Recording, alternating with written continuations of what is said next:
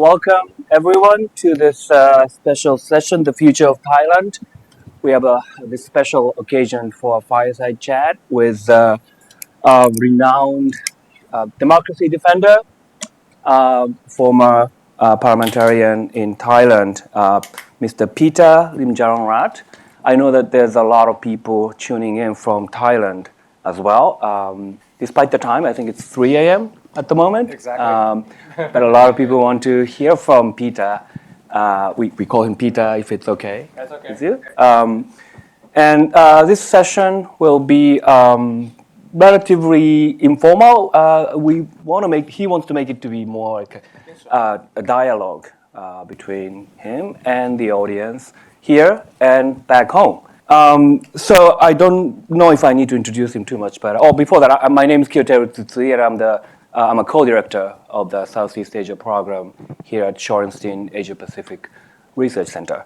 And I will be a moderator, but I really want everybody to hear from him, so I will limit the amount of time that I speak. And I'll ask a few questions, but I really want to quickly open it up for questions from the audience. He probably needs very little introduction, but he was the leader of the Move Forward Party in Thailand, and his party won the election, as many of you know. He was about to be prime minister. I'm not going to go into detail, but things happened, and he is now a fellow at Harvard Kennedy School. He's widely recognized as one of the most important young leaders defending democracy on the ground and from abroad. And he has been named on the Time 100 Next list. And I think it was Washington Post that called him arguably the most popular politician in Thailand. I think he continues to be very popular, and that's why a lot of people are tuning in from Thailand. So please join me in welcoming the Honorable Pita Limjaroenrat. Thank you. So I'm going to throw it open to the audience soon, but I'd like you to set us up for a deep discussion about Thai politics and where you are. And for that, if you could speak to what I skipped over in the introduction and say intentionally say what you can in your own words about. Sure, absolutely. Yeah. But before I speak, I want to understand the audience in this room a little bit. So, who's from Thailand? Can I see some hands? Oh, wow. Who's following Thai politics closely? Who's completely new to Thailand?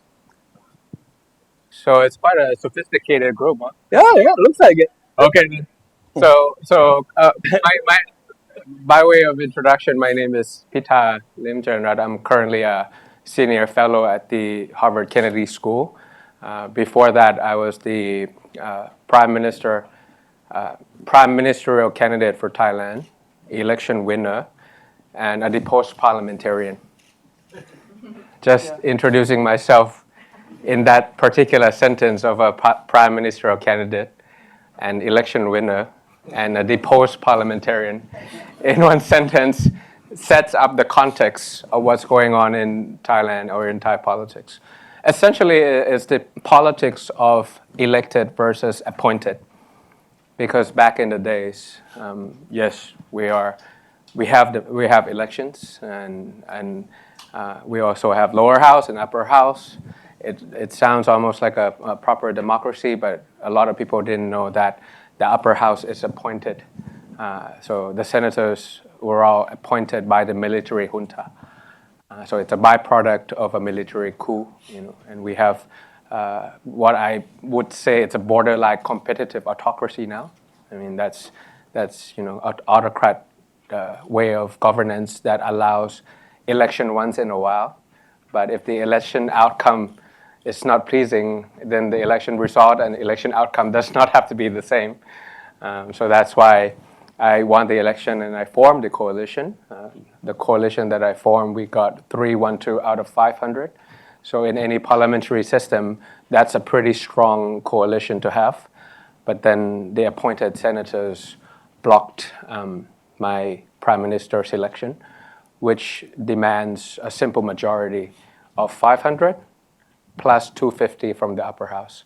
So it's 376 as a simple majority I got 3-4 or something like that, the first round. I remember talking to CNN's Amanpour that I still have a chance. And I actually cited Kevin McCarthy out of all the people, that it took him 15 times to become the House Speaker in America. You guys got to give me a chance. Yeah, it has to be the second time or the third time. And then I had the plot of, okay, now I have maybe 20 supporters from the appointed senators.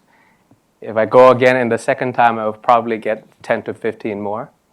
Then I return to the lower house, look around with the political parties that I did not promise not to join hands with, which were the military appointed parties. And then maybe the third time, I will get 377 and eventually become the prime minister. But it cut short. So instead of that 3-4 times or 15 times that I tried to extrapolate, it ended only at the first time.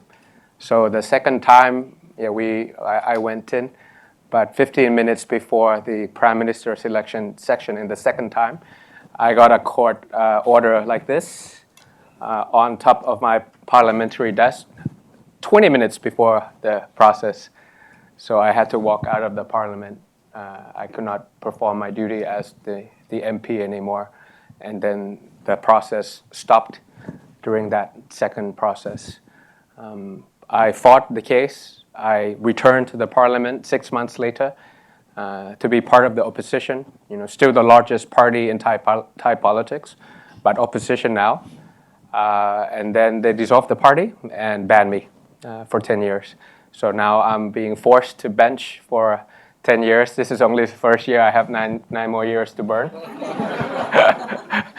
and I'm planning to spend the future to do two things. And I guess that's the reason why I'm here at Stanford as well, which is to share my experience as a public policy student, regardless of where I graduated from.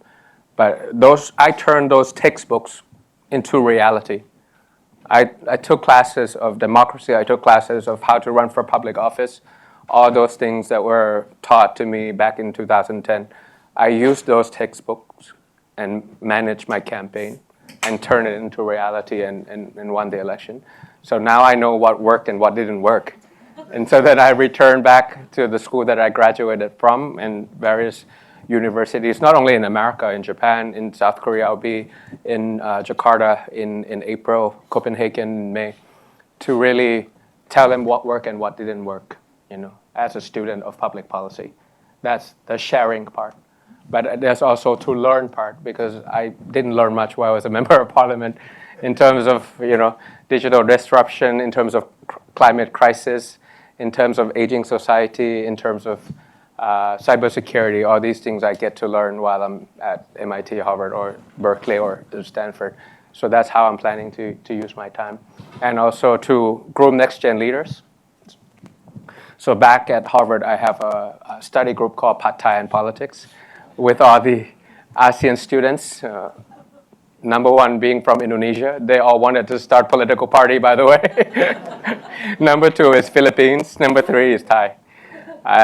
And then I do a lot of panel and speeches, and I help professors teach regardless of wherever. So I helped at Harvard and MIT and Cornell on this trip, and we had some discussion in Berkeley, or if Stanford wanted me to teach, I'll be happy to come and help. And maybe you have classes on public finance or corruption, and you want some practical Thai situations, then I stepped in and I look at your syllabus, and then I just go, with what I had experienced and things like that. So that's how I'm spending my time. I'm curious to know what proportion of things that you learned at policy schools in American universities were useful in practice. So political identity, campaign management, political communication, volunteer management, polling.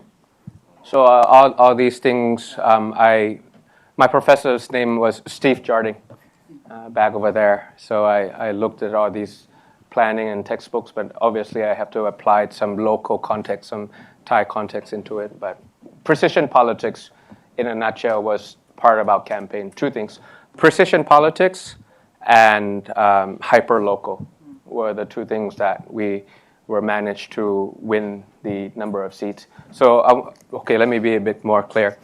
So if there's 400 districts all over Thailand, then I look at 4C's framework thinking. I know GSP is not so far from here, but it's like private sector thinking, investment banking thinking, management consulting thinking of frameworks. So I had this 4C's framework, which is count, competitor, candidate, and constituencies. Count is the previous count from various time sides. So I look back 5 years. For this district, what were the trends? Then I look at the candidate of myself, whether they're strong, they're capable, they're young, do they have their own morale, character, and things like that. Then I look at the competitor, if they're a veteran, they've been there for 7 years, they get nothing done or something like that, then I know I address the competitive dynamics. And then constituencies, then I have the data points of which district is aging, which district is younger than 40 years old, which district is pro-labor, which district is environmental prone. So I know exactly what the customers pretty much demand. So if I put 4Cs together, out of 400 districts, the political canvas that I have, I focus on 160, not the total 400. And I got 151 from that 160. So that's what I meant by precision politics. And I was managed to divide districts into green color, yellow color, and red color. Red color is totally, absolutely no chance. Yellow color is swing states, swing districts. Green is ours. So I knew how to respond accordingly to this kind of planning, for example. Good. I think we have to concede that Harvard Kennedy School offers pretty good education, although we like to think FSI as well here. So it looks like a lot of people in the audience here and back home obviously are very knowledgeable about Thai politics, but I'm going to act like the least knowledgeable person here. It's not difficult to act like that about Thai politics and ask you about key players in Thai politics, so obviously politicians, but also you speak about the military, about the monopolistic kind of economic players, and this is to the extent you can talk about the king, the royal family. How do they intersect, and how do they shape your policy approaches?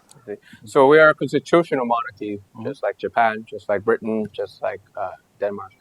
And usually the monarchy is revered up top. But the players down here, we have 3 M's against 1 M. So he asked about stakeholders, right? So we have military, we have monopolies, and then we have the media. Against the mass, which is the voters. So we have the mass, we have the voters behind us. But the military, the monopoly, and the media have something to lose once I become the prime minister, obviously. But that's really the only option that Thailand can finally catch up with any other countries in ASEAN or in the world is to demilitarize, demonopolize, and decentralize Thailand. So Bangkok is not Thailand, and Thailand is not Bangkok. And finally, SMEs have that kind of chance to prosper with like the large companies, and also that we have a civilian government and we have a strong professional military that can protect us from external threat, but never mingle with the internal affairs, like in the past. Military coup in Thailand 13 times, 20 constitutions. I think only number 2 behind Honduras. So the kind of intervention from the military to stop democracy within the past, let's say 100 years, Thailand became democratic in 1932. That's approximately about every 7 years that the military will intervene in. But it doesn't stop there in the sense that there's another group of independent organizations that are starting to emerge in the past 20 years.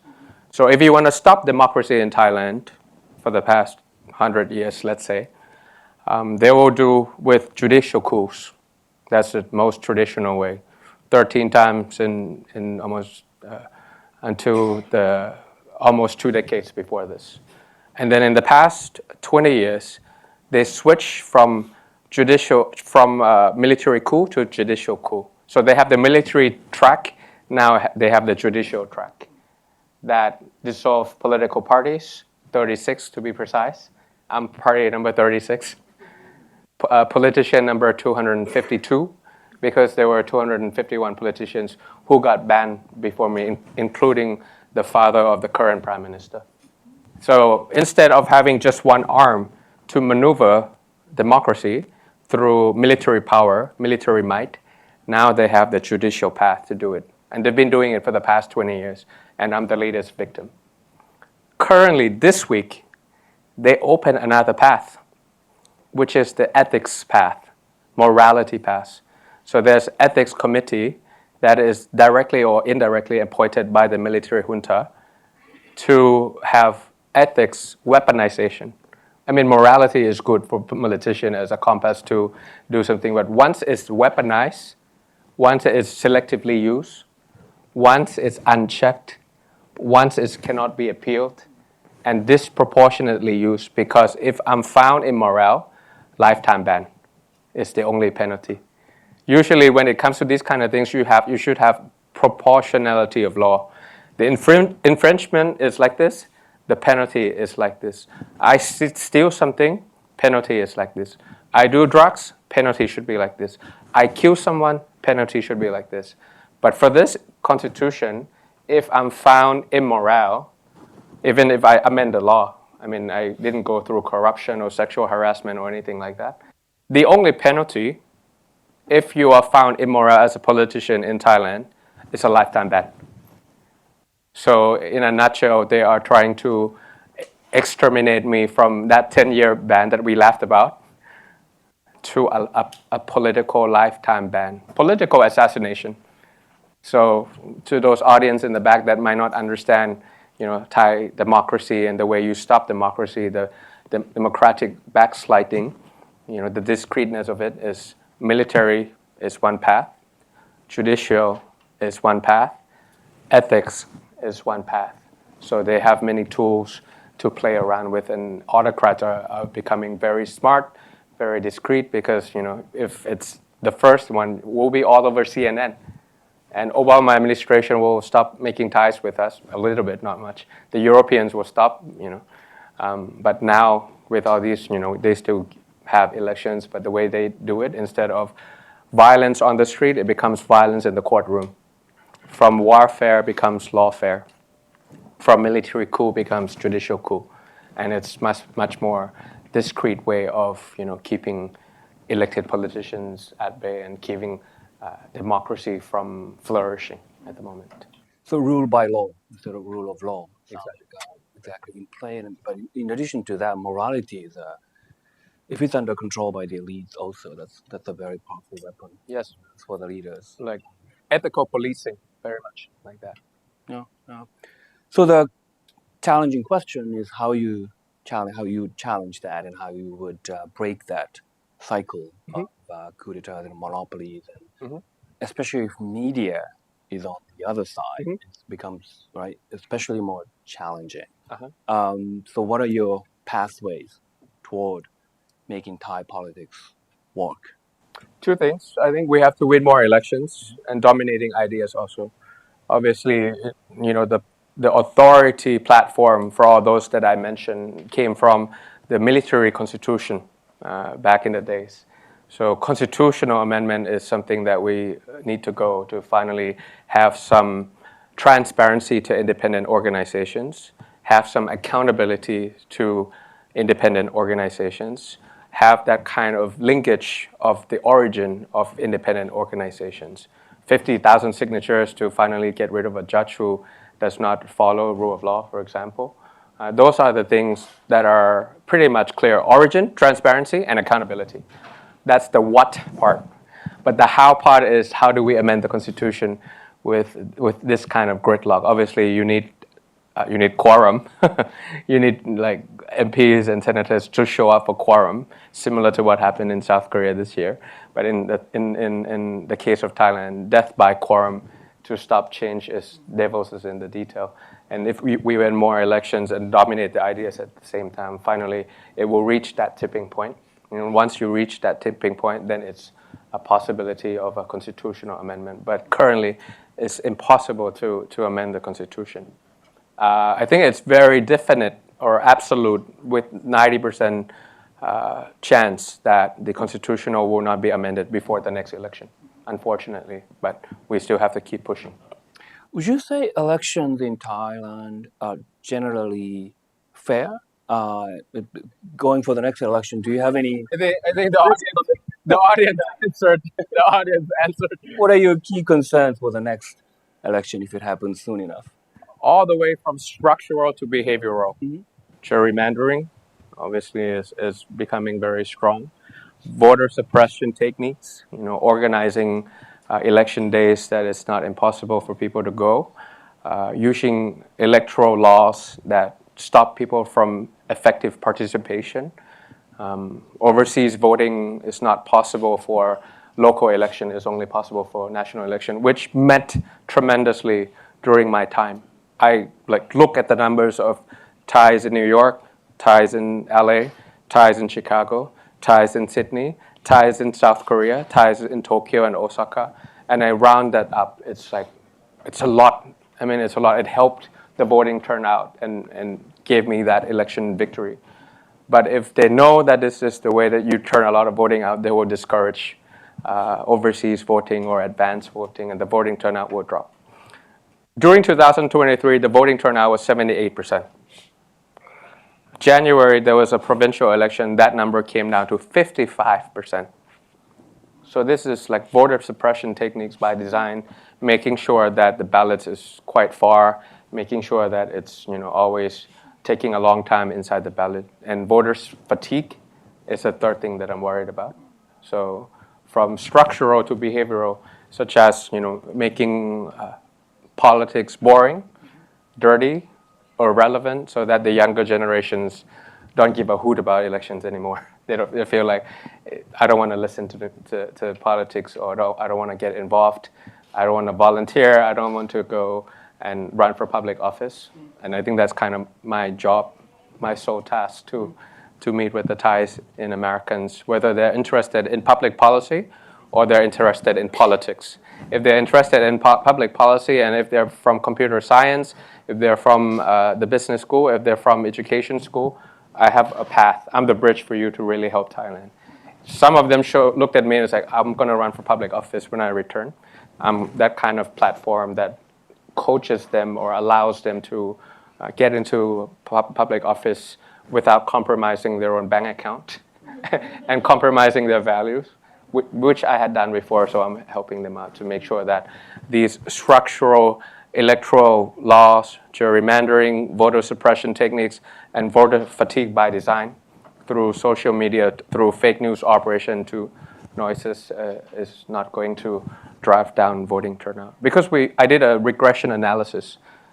The only key success factor for my victory, the way I do grassroots politics, like the way I do it, is voting turnout. If the voting turnout is higher than 70%, I win.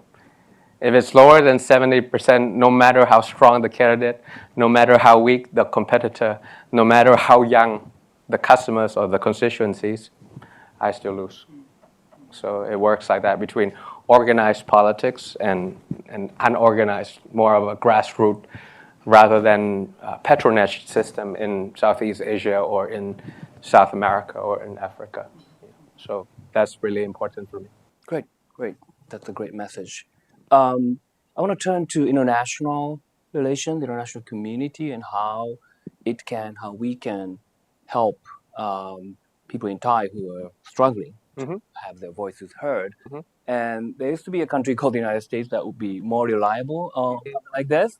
But it doesn't seem like the U.S. current regime is engaged in really outside politics too much, especially in Southeast Asia. The track record of President Trump is not that great in terms of engagement with Southeast Asia. But there are other players, right? That South Korea, Japan, Australia. So who do you look to and say, it doesn't have to be a country, international organizations, outside actors, who could do more to help? Yes, I think the way I should answer this question should start from the past in 2023 until this week. So I'm going to structure the question and start it branching out until what's happening currently this week. or maybe I should Quentin Tarantino it, and talk about this week. Actually, to my surprise, with the new order of how the U.S. voted with Russia, China, and North Korea in UN, and I felt like it's probably a new world order now of, I don't know, you guys professors have to come up with names, maybe multipolar nationalism or transactional realism or whatever. But whatever the order, the end of supranational order is done. Yeah. But Marco Rubio actually submitted an Uyghur human rights law in 2020 during Trump 1.0, and it became actually this week a counter geopolitical tension with what Thailand did yesterday, which was deported 48 Uyghurs back to China, which is against a non-refoulement principle, against the ICCPR, against CAT, which is the disappearance and torture international mechanism. So because Secretary of State Rubio has always been very strong when it comes to these kind of sentiments and the kind of message kind of balance and call out Thailand to follow the international rule of law. So it's day by day. On Monday I will be reading and I was like, okay, it's not gonna be the word that I know anymore. And then on Wednesday it becomes something else that becomes a balance. Whether it will be just a one-time thing or more of an institutional thing, I mean, that remains to be seen. In terms of trade, in terms of the U.S.-China relationship, Thailand's number 10 on the list when it comes to surplus. So I wouldn't be surprised following what Thailand did with the deportation of the Chinese, given what Secretary Rubio only talked about in terms of pressuring Thailand not to deport, will probably expedite the trade tariff to Thailand because we're surplus number 10. During Trump 1.0, that surplus was 20 billion US dollars, and we got slapped by the currency manipulation list in 2017. That surplus becomes 35 billion now in Trump 2.0, so I wouldn't be surprised that we would be pressured to reduce that surplus. I think it's clear that President Trump is a bilateral over a multilateral kind of guy, so I guess he will skip ASEAN and probably go to Indonesia, Vietnam, and the Philippines, and maybe Thailand would be fourth or fifth on that list individually. He might think of us as a backdoor of a Chinese production. He might ask us to withdraw from the BRICS application. So those would be the things that are coming on the U.S. side. On the Chinese side, on the other hand, the trade relationship with China is a trade deficit of 45 billion US dollars. So if Peter Navarro at UC Irvine, the trade advisor to President Trump, Harvard Kennedy School, 1979, before that he was a Peace Corps in Thailand. New York Times asked him, Peter Navarro, what's your favorite nation? He said Thailand, because I was a Peace Corps there. So if he looks at this, that the trade relationship in terms of surplus grew from 20 to 35 billion, and the trade deficit with the Chinese is 45 billion. I think the Thai government really has to step up in terms of tackling the surplus and also reducing the deficit with the Chinese as well. You have to decouple them. It cannot be a Sino-American rivalry and you don't know what to prioritize. So, like, for example, in India, Prime Minister Modi bought natural gas a lot to reduce that surplus. For me, then we have to start thinking about things that Americans are good at, and it will be beneficial to Thai people, such as medical device, such as cybersecurity technologies, some defense that we can diversify from the Chinese. I think that will help with the surplus and keep the tariff attack, or postpone it at least. Then again, on the Chinese side, we have that trade deficit of 45 billion. That's pretty much electric vehicles and also the retail invasion, mining invasion, manufacturing invasion, the cheap products that comes with the e-commerce, which Indonesia blocked, but Thailand didn't block. So those are the things that we also have to do to balance it up a little bit, and I think we'll be able to maintain that strategic neutrality in what's going on nowadays. Now back to 2023 when it comes to democracy, when I was still a prime ministerial designated or candidate, a lot of like-minded democracies helped. South Korea, Australia, Germany was very strong. A lot of them is because of the alliance that our party has with, different party-to-party relationship through what it's called progressive alliance, social democrats. So SDP, SPD, Labour Party in Australia, Labour Party in New Zealand, and the like-minded democracies did speak up and did some quiet diplomacy to find a consensus for us.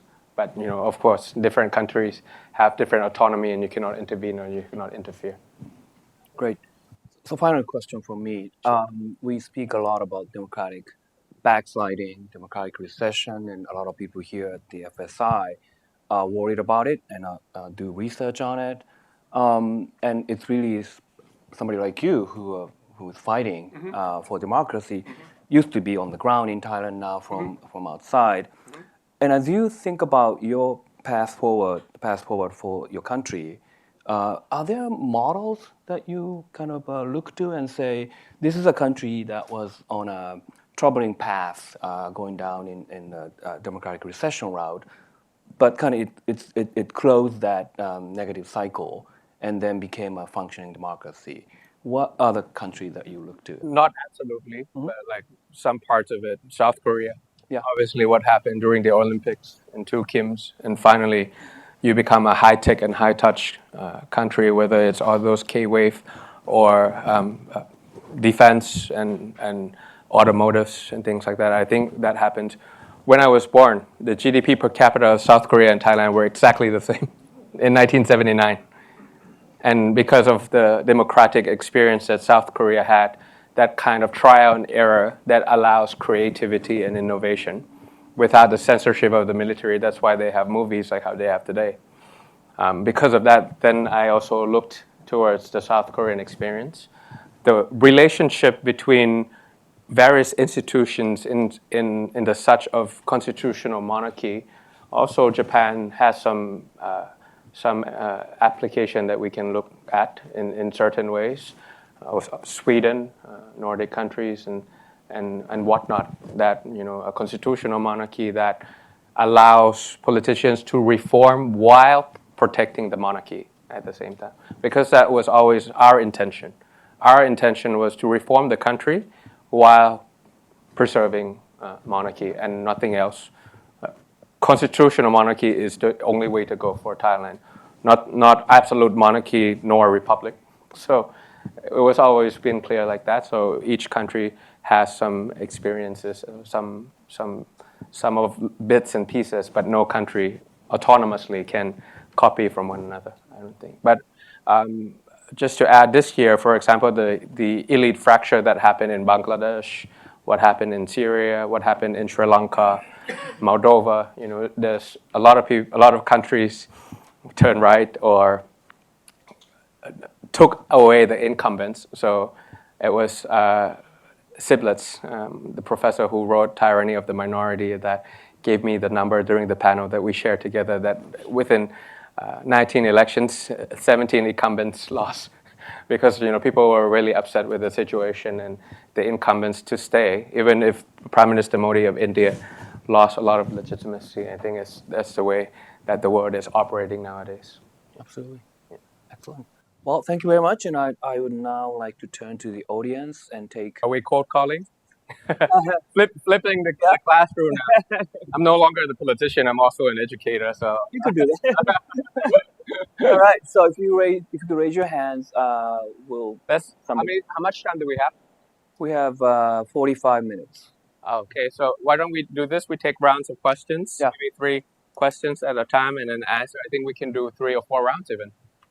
Okay, you moderate it. Yep. And then we'll take from here.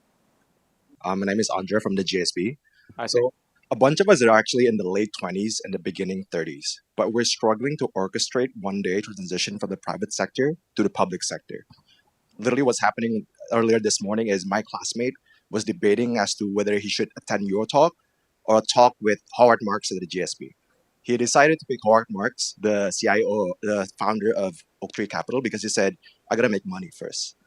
But so our questions is, you mentioned about how you made compromises with respect to financial situation and maybe with respect to values. What are tactical next steps that folks like us need to do post school so that we could essentially enter the political sphere, both as a policymaker or politician, without making the mistakes that potentially other young politicians like yourself make? Thank you. Hi. How do you, what sort of conviction do you have in trying to discourage the younger generation from suffering from expectation fatigue, given what you've gone through? I mean, I think the world was flabbergasted with your ascending or potentially ascending by way of what you've experienced. I think there's a lot of young people out there that are quite systematically and systemically discouraged. How do you go about countering that? Okay, this question is going to be a little bit unfair, okay? So I warn you. Let me just briefly run through the obstacles to democratization in Thailand.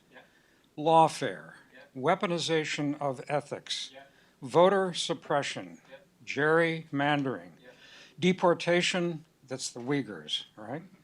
And the trade deficit with China. Now, I'm struck that every single one of these obstacles exists in the United States. And given your background and your intimate knowledge of not just politics in Thailand, but politics in the United States, if I may presume to say this, if these are the challenges that you face in Thailand, can you advise us on facing those challenges in the United States? You're Absolutely. It's a fair question. It's a fair question. waiting for your answers. Sure.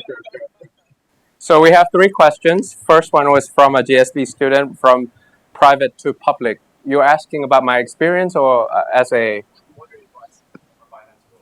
Okay, so for me, I started at the Boston Consulting Group and Merrill Lynch, and then I switched over to the public sector during the tsunami, when tsunami hit, and then I felt like public sector was much more intellectually curious than just maximizing shareholders' wealth or what the pricing or NPV value for this stock should be. I think the ex-investment banker understands what I'm talking about.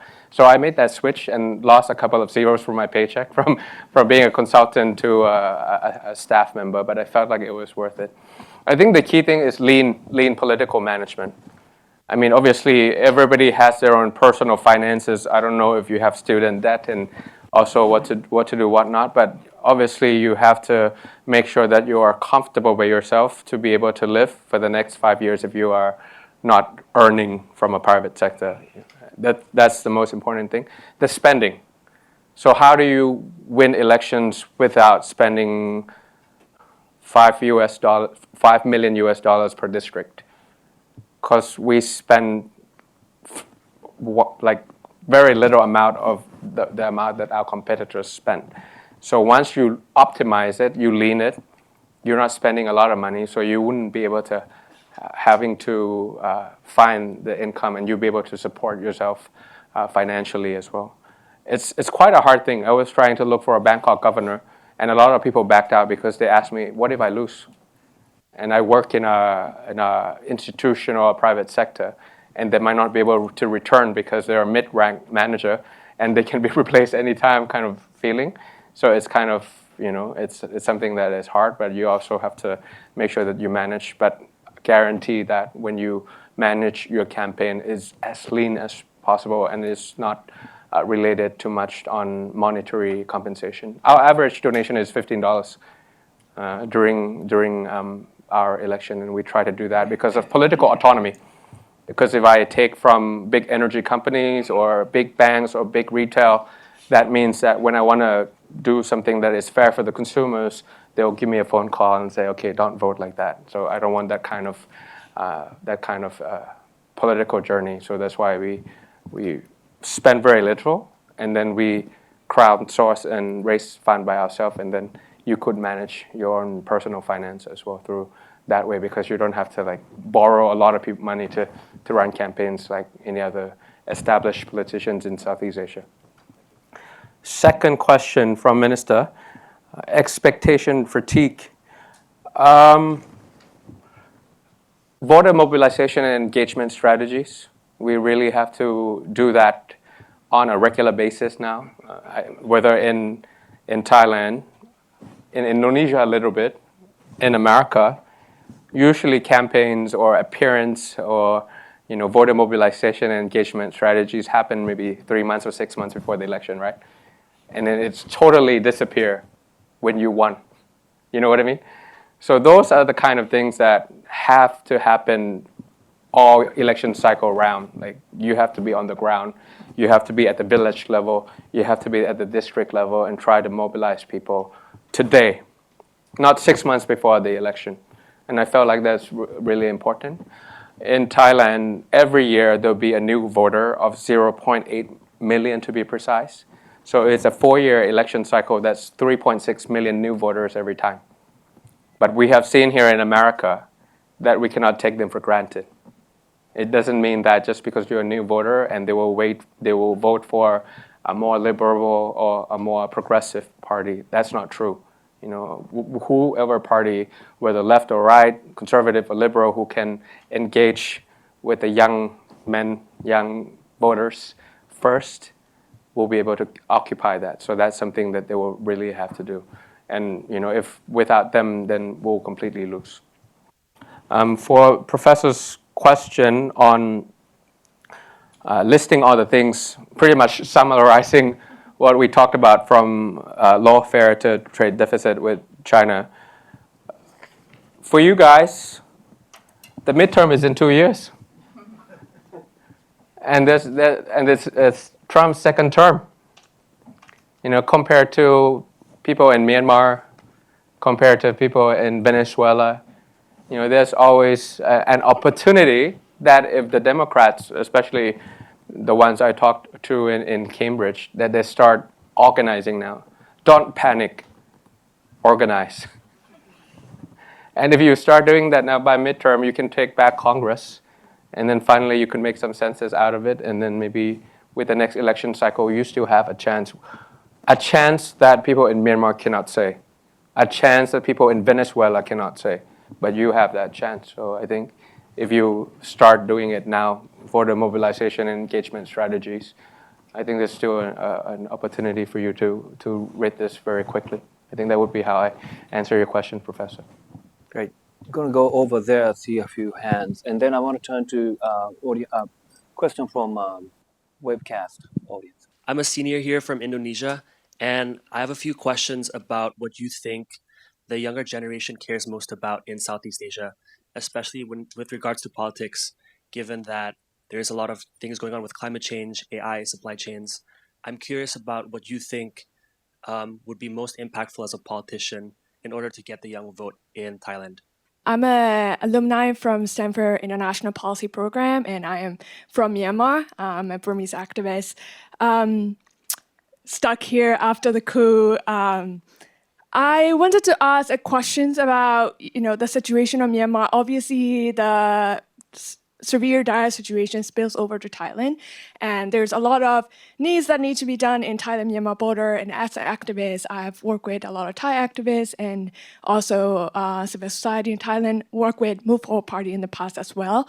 I want to, especially now that with the ACAT and all of that, there's a lot more needs, and I want to know, who are the stakeholders that are will be most effective for us to engage in, and what is the future sort of that you see in terms of the situation in Myanmar? What is the, how does the political situation and other things will help or hurt anything that relate to our communities? Thank you.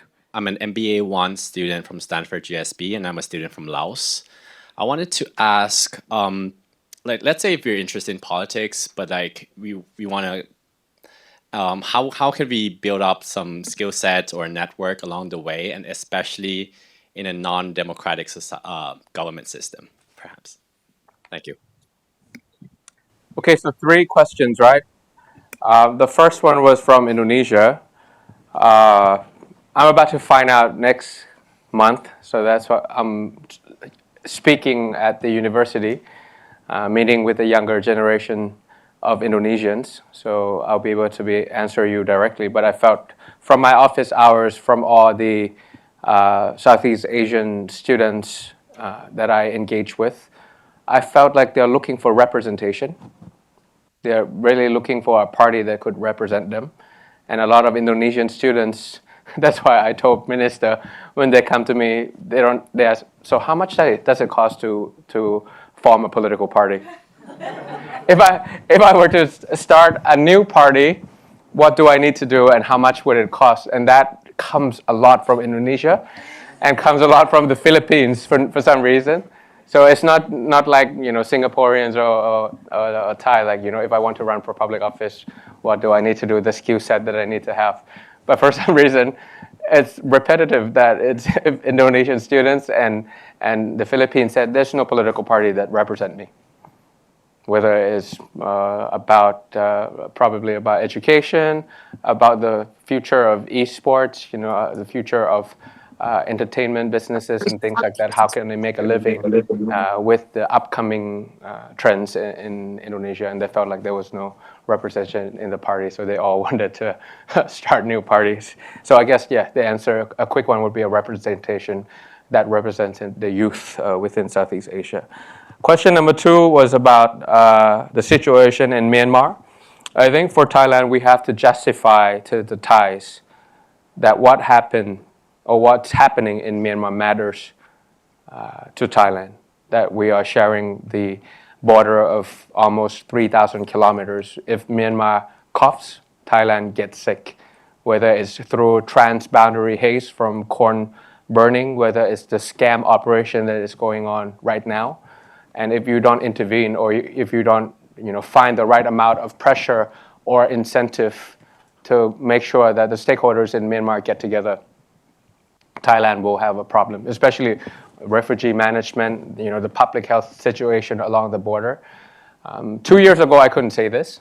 People will say, you are a Thai politician, why would you care about Myanmar? Just focus on taxpayers' money in Thailand. But now, we're starting to have that kind of justification that Thais or my constituents would understand that I'm a Thai politician working for Thailand, and I have to fix the problem at the source, at the origin, not the byproduct of it. So it's becoming quite a thing now.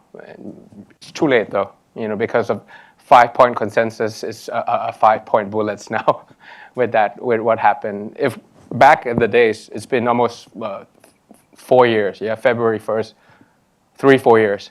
If the ASEAN leaders at the time, including Thailand, had that kind of political will to turn 5-point consensus to 5-year roadmap through troika of leadership from Laos to Malaysia to the next country.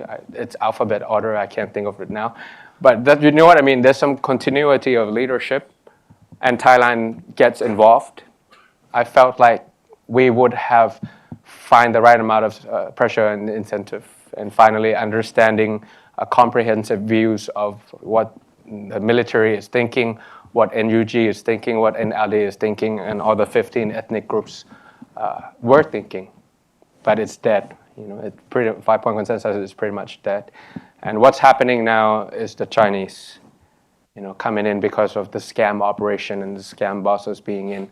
So we started to see some assistance or some support of the Chinese government inside Thailand, inside of Myanmar, some release of the scam victims in Philippines, in Indonesia, in Thailand, in Ethiopia, in South Africa, starting to do. Whether that's only a project, a transactional project from the Chinese side, it remains to be seen from now, whether it's only a one-time thing that they want to improve the reputation of the Chinese, and they felt like, Malaysia couldn't do the job, Thailand couldn't do the job. It's been around for a long time after COVID, and it has to be the Chinese who takes care of this problem, which is something that we have to thank them for.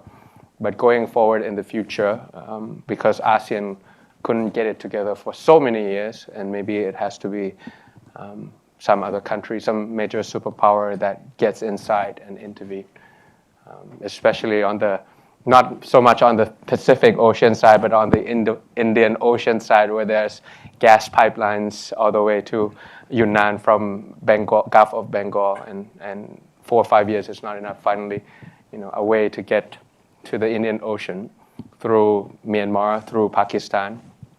It's something that might be a long-term, but I'm not accusing them. So it remains to be seen whether that's the case or not. But it's very much clear that from all the frontier states in Myanmar, whether it's Thailand, India, or China, the Chinese are stepping up, which is a good thing for the scam operation. But whether it's a transactional thing or something that is larger than that, that remains to be seen at the moment, especially after President Trump 2.0 as well. Whether it will be a geopolitical competition, for example. That's something that we have to wait and see. A student from Laos, you were asking about, can you remind me once again? It was about how to navigate to your political journey. First thing, you gotta be decisive first. Whether it's a yes or a no, maybe. But I think, in Southeast Asia, and if you want to run for public office, the first thing you have to do is you have to find a pain point that you want to fix. Whether in private sector or in a public sector, if you find that kind of pain point that you are focused about, that you are passionate about, you would be able to run for public office. If it's like about you are passionate about the Mekong River management, transboundary water management, environmental issues that comes from upstream, midstream, downstream dam, deforestation, carbon release, all these things that you probably talk a lot about in this area. Find that pain point in your country and find the solution here, and you become the match. That's logic. I mean, that's how you can get into public policy or politics. If you're interested in public policy, you are probably supporting from the back, giving them knowledge, giving them network. But if you want to interested in politics, you become the MP that submits the bill and allocate the budget to get it fixed. So yeah, you gotta go see what keeps people awake at night in your town, and you'll be able to run. Cool. Okay, maybe one more round. I want to turn to questions from online audience, and I'll come back to you quickly. We have Francesca Chapman from the University of Leeds in London. She asks, how do actors in Thai politics and society perceive and respond to shifting patterns of Chinese infrastructure development? And then we also have another question from Marcel Thiel from the University of Vienna. He asks, how do you see Thailand's role in the world in 10 years' time? That's only two. Is there one more? Or maybe from the audience? Yeah, maybe. I'm from Thailand. I've been here for 40 years and follow the Thai politics a little bit. So this is a wishful thinking. If you become a multi-billionaire in US dollar term, what can you do? If I become, what would I do? What can I do? I'll become a senior fellow here at Stanford and retire and play a lot of squash, do a lot of yoga, maybe open a reggae bar in Samui where White Lotus is or have lots. For a question number two, what will be Thailand in 10 years' time? Two ways of answering that, macro and micro. Macro-wise, in 10 years' time, Thailand can still be the second largest nation in ASEAN after Indonesia with average growth rate of 4 to 5%. So we're still the second largest nation in ASEAN, a middle power with some decent growth rate. Or on the other hand, we could be number 5 in ASEAN because if you look at average growth rate, think like a GSB students now, if you look at average growth rate in the past 5 years, take that number and do a CAGR, a compound annual average growth rate, project that out. I did that. Singapore overall GDP will overtake Thailand in 2 years. And then it will be the Philippines. And then it will be Vietnam in 10 years. So 3 years, 7 years, or 10 years, I can't remember exactly, but I was doing it on my spreadsheet very quickly as an ex-investment banker that we are. So just if you take that historical growth rate in the past 5 years and project it out for 10 years, you will see that Thailand will drop from number 2 to number 3 behind Singapore, and number 4 behind the Philippines, and number 5 below Vietnam in 10 years. So that's the macro level that in 10 years, when I come back and speak here, hopefully as the Prime Minister, when I return from the ban, then hopefully that I could say that, we are still the second largest nation in ASEAN with decent growth rate. We are the middle power together with Indonesia, Philippines, and Malaysia, and Singapore. Or I come here and look, we're no longer the second largest. We're number 5, just slightly above Cambodia, Laos, and Myanmar. That could be the case also. That's macro. And micro level, the future of Thailand will be comfortable for some and crisis for most, because the inequality will just keep going like the way it is. If you are from the top 1%, you'll be very comfortable. I think it was UBS that did a wealth inequality network that the number of millionaires increasing in 5 years. Thailand is like number 6 or number 7, 25% growth. Within the next 5 years, we'll have more millionaires, even ahead of Singapore, a little bit like below Taiwan. So they'll be very comfortable if you are in that cohort. But the remaining one, for most, it will be such a crisis that, whether it's the climate change, whether it's the infrastructure issue, whether it's the aging society, whether it's the emergence of artificial intelligence that you don't have jobs anymore. So it will be crisis for most, if that's the case, in terms of family to family, micro level.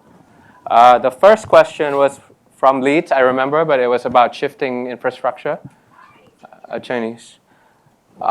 So we saw a lot of that on the ground as a member of parliament in various places. And you cannot think of them as like an umbrella assessment. Some are good, some are bad. Bad in the sense that they don't do a lot of EIAs, they don't follow environmental issues that they should have in Thailand. And that happened a lot during the military coups. Like a lot of waste management company that couldn't be done in China anymore were moved over to Thailand. So that kind of shift of infrastructure is unwelcome, obviously, by the villages. I mean, if they wanted to use Thailand as the base for doing a lot of mining, doing a lot of waste management, then it's important that they follow the environmental issues here in Thailand. But the rules were changed by the military. For example, if you want to do turning waste into electricity, if it's below 10 gigawatts, you don't have to do EIA. So that's why the Chinese would come in at 9.9. So then they don't have to go through the assessment that usually you would have to go through. So it's not the Chinese fault, it's also Thai government's fault at the same time. But there's a lot of infrastructure in technology, in anti-corruption, security, things that were pretty useful to Thailand as well. My name is Tara. I'm a junior in high school who's from Los Angeles. In your opinion, do you think like my generation and the generation after me have a future where we can go back to Thailand to work and also just like thrive? And to go along with that is like, what can I do as like a Thai American who is struggling to imagine a future where I can go back there? I'm a medical student from Thailand. I'm still studying medicine, but I'm here at GSB to study a short program. What I can really do in terms of I am a medical student, and because I'm studying a dual degree with a master management, and they kind of want us to actually pursue of changes into public health policies in Thailand. I just wonder, like, what can I do? And making sure that we're not repeating the same mistakes like in the past, that we have some doctors mob of We have already heard about that. Professor of Political Science and a visiting fellow here. You mentioned the three M's in Thailand, and there are a couple of other factors that, because you're focusing nationally, fall out of that analysis, but are worth considering in the context of Southeast Asia broadly, and then also in Thailand. And that has to do with local politics as a stepping stone to national politics and especially party building. Throughout Southeast Asia and potentially also very much so in Thailand, you have a phenomenon, another M, of mayors who become national leaders. So Duterte and Jokowi as being the two, most obvious ones. But this is really because of decentralization since the 90s in so much of Southeast Asia, local government has become a pathway. In Thailand, though, you have, if you go to Chiang Mai, it's a dynastic politics. And you see that throughout so much of Thailand. And again, it's a phenomenon growing throughout Southeast Asia of any leader has so many of their members of their family. It's no longer just a Philippines thing. This is a Southeast Asian way. Yeah. And so I'm wondering your plans for developing political expertise, a party under a different name per the Thai model or something else, nationally, not just going for the national office, but also recognizing the potential of the local level to have real authority with the extent of decentralization there is in Thailand, but also the potential to grow leadership and have people who are ready to step up then to the federal level. So 3 questions. First one was about Gen Z returning to Thailand or whether there's a future for them. A quick answer is yes, but you have to work for it. And you have to work it harder than my generation. Like you really need to be equipped with skills that is important to developing Thailand, to really improve the inequality in Thailand. You'll be able to survive if you think like that. I think that's like STEM education that is lacking. English proficiency that is lacking in the region. I mean, analytical, critical thinking, managing conflicts. I think that's something that if you prepare yourself, once you return, you'll be able to succeed and have that skills to work hard for it. In terms of public health policies and the gap in Thailand, whether it's structural level or also again micro level in terms of doctor shortages and things like that. I think the one that I got struck with the most is an opportunity for public health in Thailand is on Biosecurity Act here in America during Biden's time that does not allow American companies to invest in China anymore in terms of drug trial, vaccine invention, and research and development within the next 10 years. So where is the American companies going to go in terms of public health, in terms of medicine? It could be Vietnam, it could be Indonesia, it could be Malaysia, but also Thailand has a chance. So I think if you look at that from that perspective, there's so much opportunities for Thailand to take over and allow American companies to friendshore, given what's going on here in America. Telemedicine is definitely a thing, an ability to manage patients by having a stronger primary care that could stop patients traveling into the center part of the secondary health unit. I think that will be able to help the public health system in Thailand. Thinking more about preemptive too, not just corrective, in terms of stopping patients' flow into the system, and while at the same time producing more doctors that work less than 40 hours per week. Because that's not a thing here in Thailand. They are overwork, both nurses and doctors. And if you look at the patient per doctor ratio in each of the provinces, you know exactly which to prioritize. I mean, I have it in my head which provinces needed kind of system and the kind of medical devices that are lacking that we could just buy from America and make sure that lack of access to medical device go down and manage a better relationship with the U.S. as well. Local politics, dynasty politics, local level politics. It's a 3-part question, Professor. So I have to slice and dice it and to a manageable chunks. First of all, dynastic politics is not just Chiang Mai, though. No, I didn't mean it's all over Southeast Asia. You have Babong, you have Gibran, you have Pat Hong Tan, you have Hun Manet after Hun Sen as well. So and at the same time you also have Bush, you also have Trudeau, you also have Abe as well.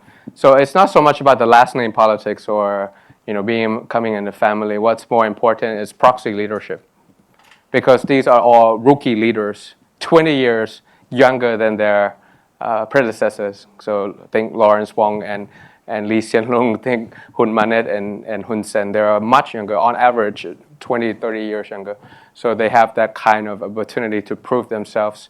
That dynastic politics is one thing, Nepo babies is one thing, but proxy leadership is the most important thing. That if something is happening today, the crisis is happening in country today, that they will be able to do it by themselves without calling their parents.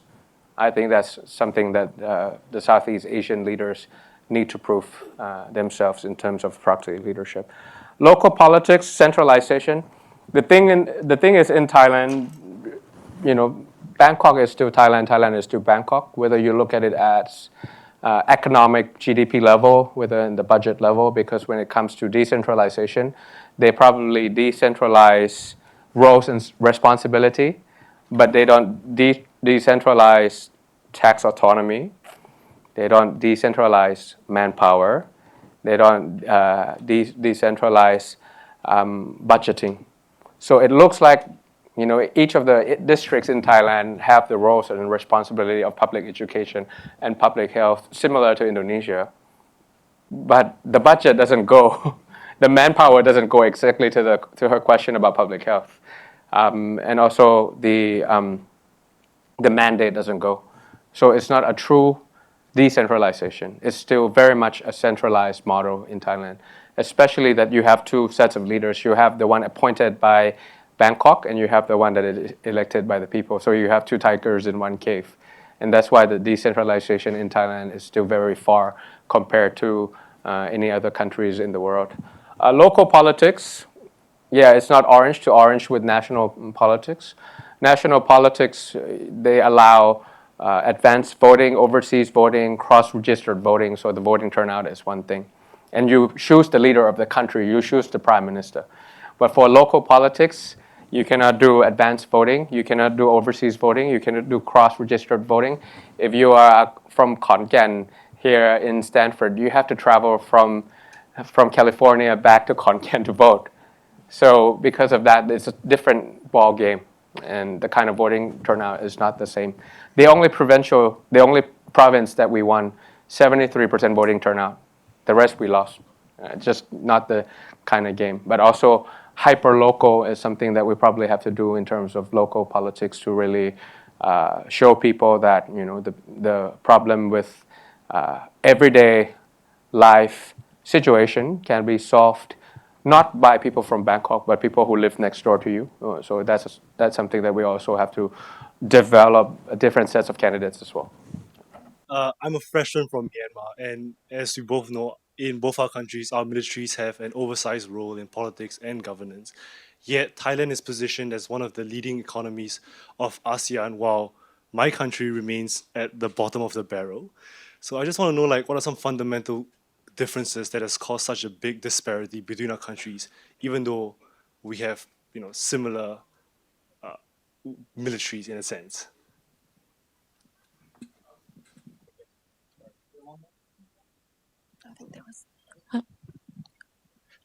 Hi. Sure. Hello, Go ahead. my name is Yasmin Wiryawan. I'm a visiting scholar at APARC. There are still gaps in women's economic participation and their role in politics in Thailand, and this is not unique in Southeast Asia and other parts of the world. So my question is, what would you do if you're in the government to reduce the inequalities? Thank you. There was a lot of discussion earlier about the structural challenges to democracy in Thailand. I think you mentioned another one with the ethics committee that was formed recently. Given that winning election, winning the vote is not enough to hold power in Thailand, and we've seen that even before yourself with other prime ministers that won and all the coups that you discussed, what is the path to kind of breaking that cycle? How do we get to a state of democracy in Thailand where those who are elected stay in power and keep the power that they were voted in for? I challenge you to take two more. Can do. The last round. If I remember them, I'm trying to take notes. Hello, Kumpita. As a private citizen living here in the United States, but I've been closely watching the politics in Thailand. So you talk about the 3M and the 1M, the military, the monopoly, and the media. How do you get the 1M, the mass, to tip the scale? What are some of the steps that you think that, the grassroots level people, how would they go about? Because every day, all they talk about is the economy, because I think most of the people, they're worried about the day-to-day economy. They're worried about the debt that they're in.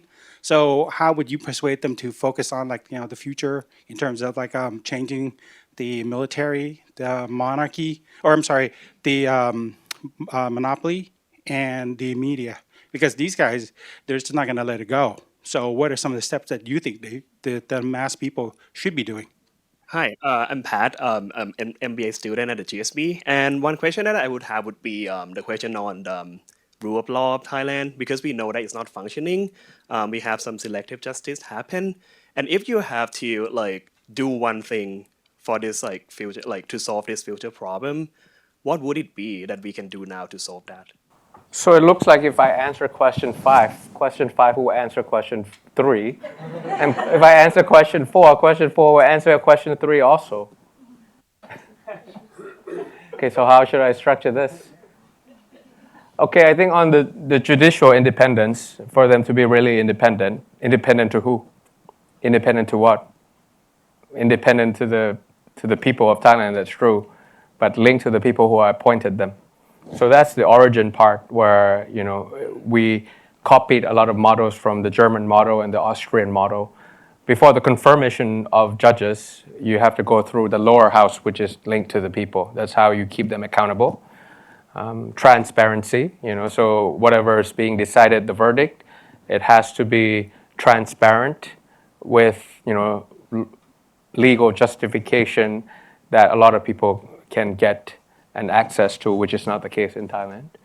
And the accountability of independent organizations and judicial branch, that it's not like they can always intervene into 3 separation of power, can always intervene into executive power, can always intervene into legislative power.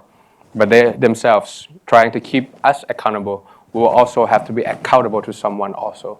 And I think that's a couple of thousands of signatures that would be able to withdraw when a judge that is appointed by the generals doing something that is not supposed to be part of the law, for example. So if we can do that, we have to do constitutional amendment first, and change the origin, the transparency, and the accountability. Then question 5 will answer part of question 3, because you are talking about all the non-elected mechanisms to get rid of politicians. This is one thing about it. It's not really an ethics committee, I have to correct. It's actually Anti-Corruption Commission of Thailand that is using ethics as a justification to ban someone for the lifetime. It's also the same. They are part of the independent organization. The question that we should be asking is, again, independent to what? Independent to who, and if they have any linkage to the people or not. And the way you keep them accountable is origin, transparency, and accountability. Same answer or same consistency with question 5. In order to do question 5 and question 3, you have to persuade the people to tip the scale as per question 4. And I would take a different assessment, and I'm not going to blame you, because for the past 2 elections that I ran, I felt the difference on the voters. If it was the first election, people would ask about economy, would ask about the subsidies that you will give, how much would you give for a ton of rice, what are you going to do with my debt, and those would be the debate questions all the time.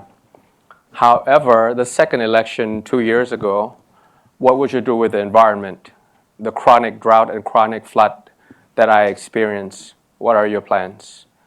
It will be questions about education. It will be question about labor rights. It will be question about land justice and land distribution. How come 1% of Thais hold 79% of the wealth? And how come the federal government owns so much land, you know, and how come I don't have a piece of land so that I can use that as an asset to collateralize into banks so that I can finally pay 7% like you guys rather than paying 20% per month from loan sharks? So I felt like the voter landscape is changing a lot, and if you are on ground, you're starting to feel it. And the way I get in touch and the way I mobilize rural voters is land justice and indigenous rights. You know, if I talk about these kind of things, look, I might not have a populist, you know, large sum amount of money to give you. By the way, it's helicopter money. It comes from taxpayers, money from the middle class. But I have ways to distribute land properly to you so that, you know, it's not going to be an inequality access to land ownership anymore. You'll be able to do that. You'll be able to take care of your debt because, you know, you'll be able to get into the system that allows you to pay 7% per annum rather than 20% per month. And that jives with them. And, you know, started to change, or I don't want to say educate voters, but really go along with the voters, that they finally started to ask about drugs policy, environmental policy, justice policy, democracy, human rights even.